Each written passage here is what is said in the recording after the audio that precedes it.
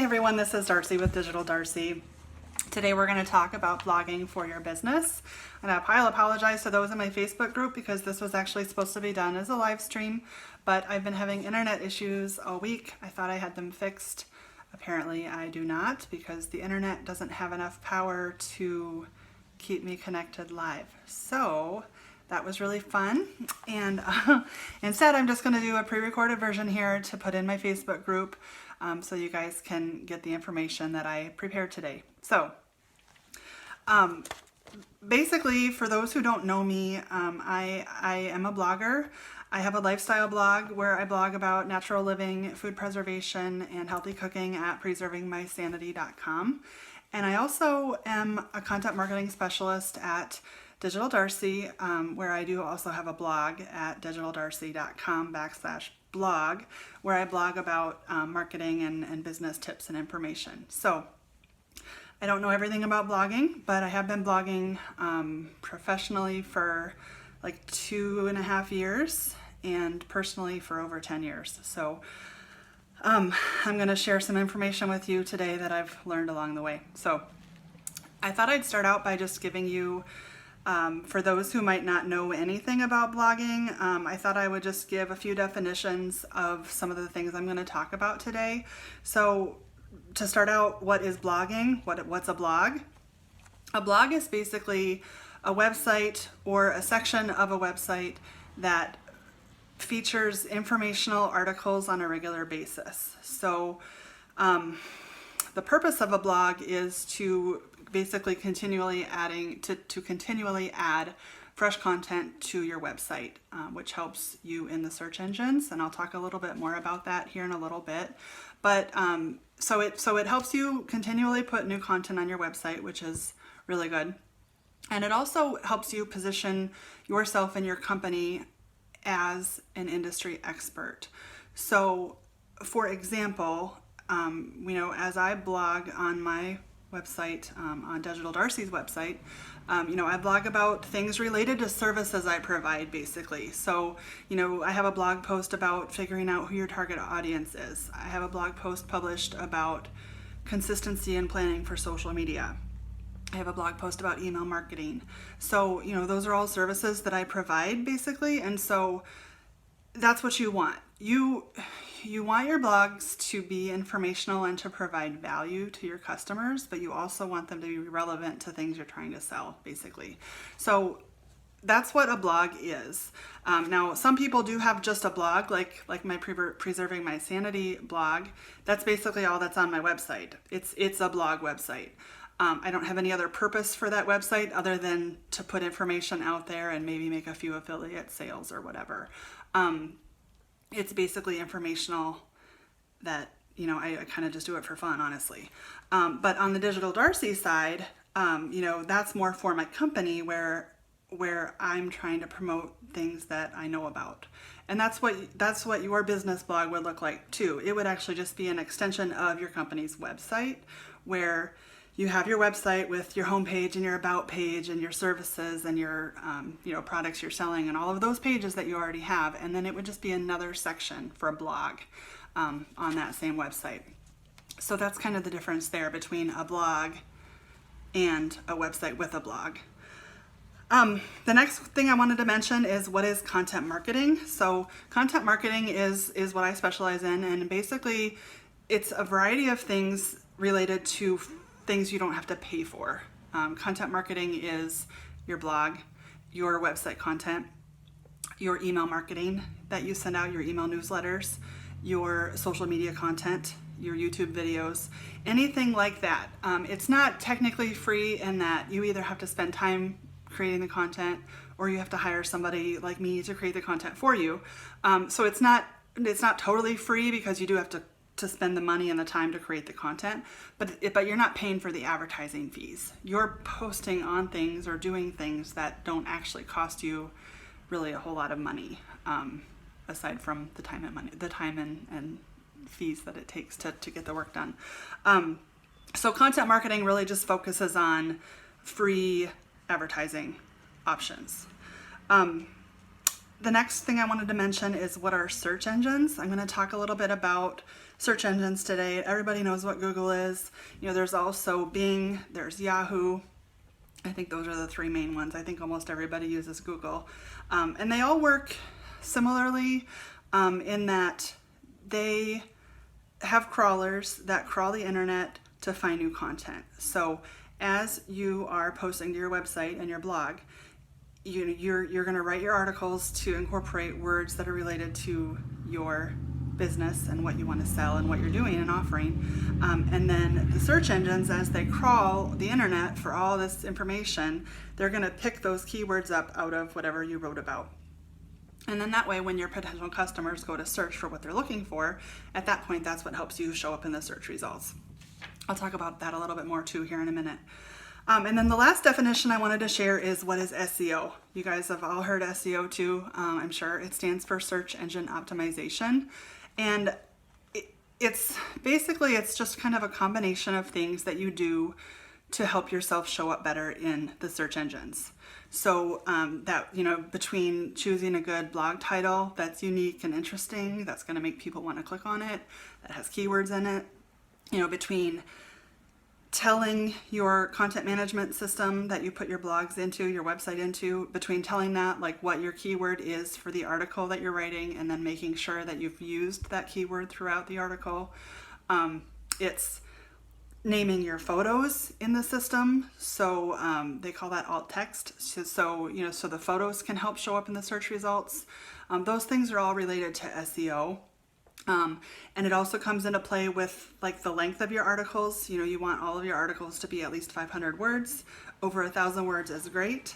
But you know, you don't want to just post something up and call it a blog post if it's only 200 words. You always want it to be at least 500 words. And those are all related to SEO. And so basically, you know, you can put the most time into a blog and you can try, but if you're only going to put articles up that are 250 words, and say you're a dentist in whatever town you're in, if you don't mention your town or that you're a dentist in any of your content, your writing's not going to do you any good. It's not going to do you any good to have a blog. So you have to make sure you're getting those words in there. And that's what SEO is, a lot more complex than that, but that's kind of a really fast definition of what SEO is. So I'm going to move on here. So just to talk a little bit more about the search engines and the SEO. I already mentioned, you know, blogging puts fresh content on your website on a regular basis. That's really good for those search engines, because as those crawlers are looking for new content, they're going to find your new article that you wrote last week. If you didn't write anything new since 3 months ago, it's just going to kind of look right past your website because it already saw all the stuff you have on there. So, you know, even if you go in and edit old blogs or blog posts or edit your homepage text from time to time, you know, those things are all good to do for those crawlers. Another thing to keep in mind is, you might say, you know, I think blogging is a waste of time. My customers don't have time to read the blogs. They told me, my customers came in my office and told me they don't ever read my blog. I don't think it's worth doing. What you have to keep in mind is, back to the search engine thing, you know, yeah, they might not be going to your website and looking at your blog and reading every single article that you posted, but they're going to search for something that you offer, and you're going to come up in the search results because of that blog post. One really cool example is I write each month for a rental company, a vacation rental company down in Holden Beach, North Carolina. I write blog posts for them once a month. And in December, I wrote about seashells. So it's Holden Beach. We did a whole article all about all the different seashells that you can find when you're beachcombing. And it's the #1 article for that keyword on Google, basically. They've gotten emails from Google telling them that, you know, it's the most popular blog post that they've ever had on their blog. It's had the most clicks, the most views, all of that. And if you go search it, go search Holden Beach seashells, and it comes up as like the featured result up at the top of Google, because Google has recognized that it's the most comprehensive article about seashells in Holden Beach. So I think that's really cool. So that's just an example. So like, you know, if somebody's wanting to go vacation in Holden Beach, and before they decide to go there, they're going to search Holden Beach seashells, they're going to see that article. And they're going to read that whole article and they're going to say, wow, this is really great. I can't wait to go there. I wonder where I should stay. And at the bottom of that blog post is a paragraph saying, we hope you come visit us soon in Holden Beach. Click here to see our vacation rentals. It's got that call to action at the bottom. So just right there from somebody just searching seashells in Holden Beach, they potentially get a booking out of that. So that's why blogging is important. As far as, your customers might not read every post you write, but the customer that's searching for seashells in Holden Beach is going to find that website and maybe book from that company. Another thing is too that you can't just post blog posts up and just think, oh well, Google will find it and all these people are going to start coming to my website because I'm publishing this blog post that's going to be great. You actually have to publish it, and then you have to promote it too. You have to post it on your social media. You have to send it out in an email newsletter. Do things like that to try to get people to go read it. And you want to get people to your website. So as you're writing those interesting articles, you're telling people that they're there. They can click on them and go read them that way too. So it's just another way that you get people to go to your website. So the next thing I wanted to talk about is consistency. So just like it is with social media, it's really important to be consistent with publishing your blog posts too. So as you think about starting a blog, you just want to think about realistically how many posts can you handle in a week or a month or whatever. It's not a fast job, honestly. It takes, if you're going to write a quality blog post and do all of the pieces that you need between, the pictures and the graphics and the SEO and making sure all your keywords are in there and making sure all your links are in there properly and all of that stuff, I say it probably takes like 4 to 6 hours to do one blog post. So as you're thinking about what you want to do for a schedule, just keep that in mind, that you want to allow 4 to 6 hours to do it. And so then that should help you determine if you want to try to do it every week, twice a month, every month, whatever you decide works for your business. But you just want to find that right schedule, and then you just want to be consistent about it. I would recommend at least one a month at the very minimum. I try to do 2 to 4 a month on both of my blogs. I'd love to do more, but just like everybody else, I run out of time. So at least one a month. If you want to do a blog, that's the minimum you should do. So the next thing I want to talk about is writing the posts. You might be thinking, I'd love to have a blog for my business. I don't know what to write about. I don't know. I can't think of a thing every month to write about that my customers are going to care about. Just like I say when I talk about social media, you're going to be able to find things that your customers will care about, that they will read, that are relevant to your business. So just think about who your target customers are. Think about what problems they have and what solutions you offer and information that will be helpful to them. So for example, maybe you are a car dealer. Maybe one month you write about safety features. Maybe one month you write about financing. Maybe one month you write about I haven't bought very many cars in my life. That's kind of a bad example. You write about maintenance. You write about, different things related to buying a car that are helpful to your customers. Even if it's maintenance, you can get them to come in for their oil changes. That's still making a sale of some sort.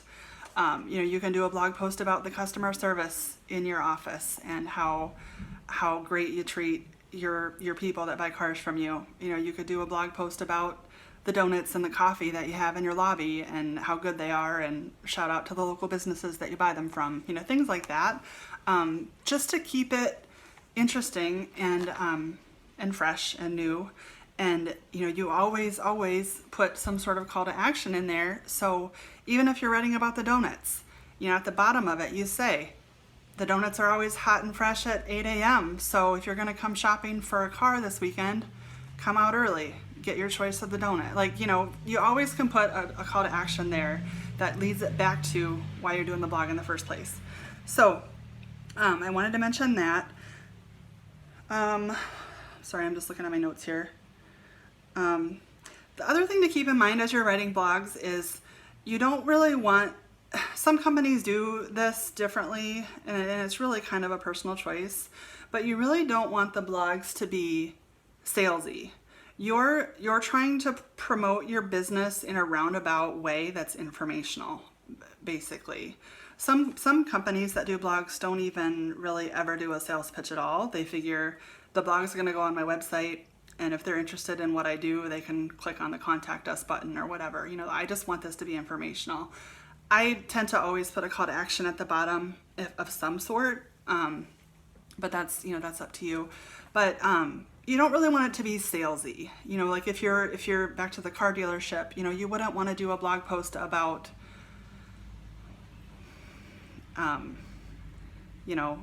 why we have the best. Well, I mean, talking about your best sales team is okay, but I mean, you'd want to be careful to do it and try to feature them more personally.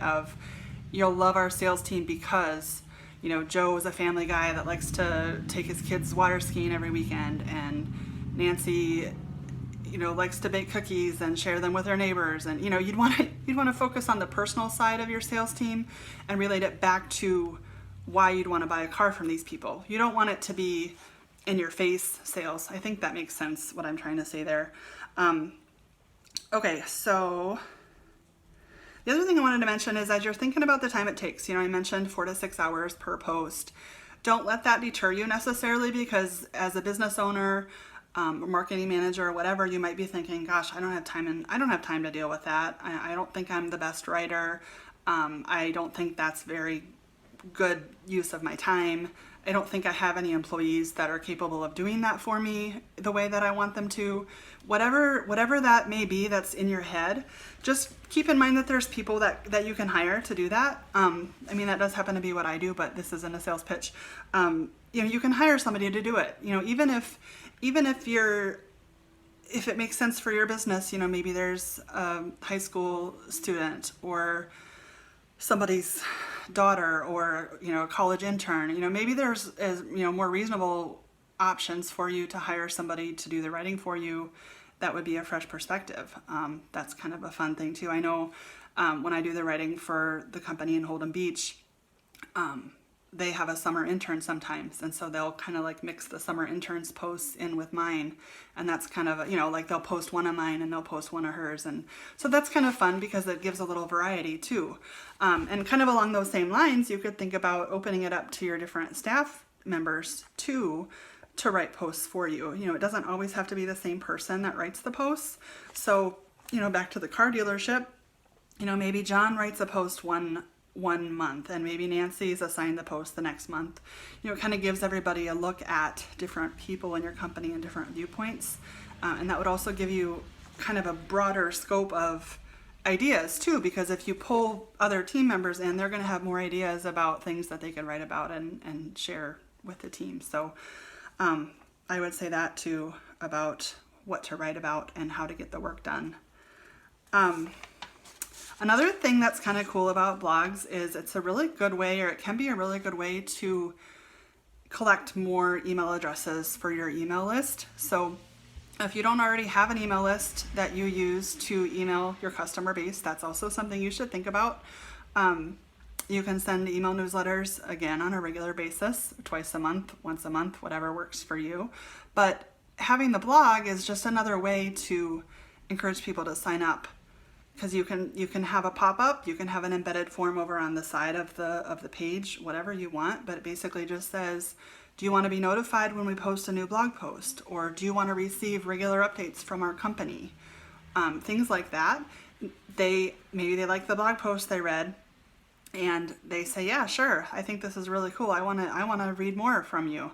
So they give you their email address. And then from that, you have permission to email them company updates, newsletters, things like that. And another way that you can encourage those signups is to create what they call a lead magnet. I'm sure some of you know what that is too. But basically, a lead magnet is something that is created to encourage people to sign up for your email list. On digitaldarcy.com, my lead magnet, I actually need to create a new one, but the one I've had up for a couple of months is a content creation cheat sheet, basically. And it's like a 2-page PDF of tips for posting to Facebook and Instagram as a business. And so that pops up when somebody goes to my website. It pops up and says, would you like a free cheat sheet for content creation? And then there's a spot for them to fill in their email address, and they check the box, yes, I want to be added. So they give me their email address, and then they receive an email with the content tips creation sheet, just as promised.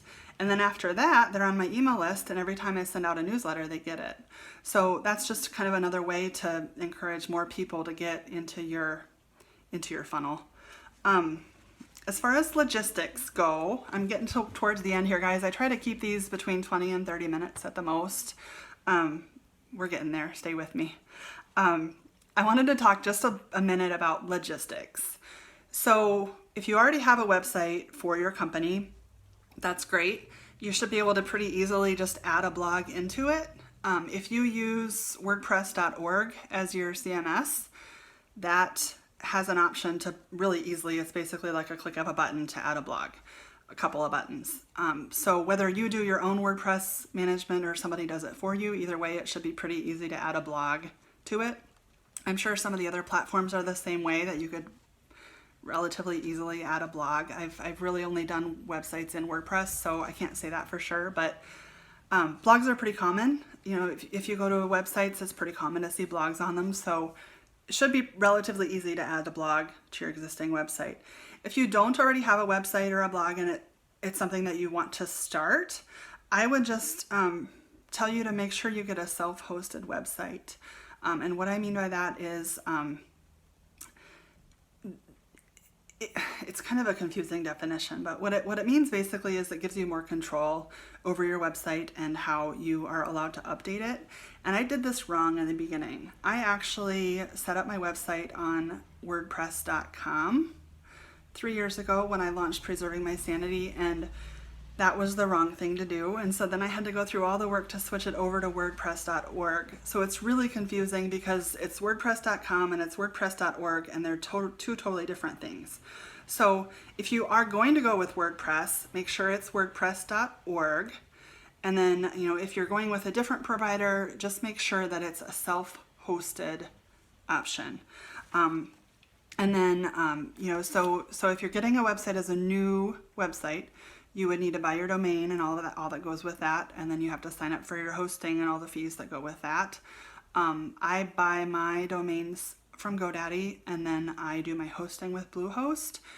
You can do both with the same company. A lot of people do. A lot of people actually do recommend that. I just like to have mine separate because I feel like it gives me a little bit more control, and that way GoDaddy doesn't own everything that has to do with my website, and neither does Bluehost. And so that's just my personal, I know a lot of people do it that way too. They try to keep it separate with the domain and the hosting. That's really up to you. The main thing logistics-wise that I wanted to make sure that you knew was that it should be a self-hosted website. So I could really go on and on, guys. I could talk about blogging all day. There's a lot more pieces to blogging that I didn't really touch on, you know, the images and the site speed and, you know, all kinds of stuff. Legal stuff, privacy policy, you know, all of that stuff.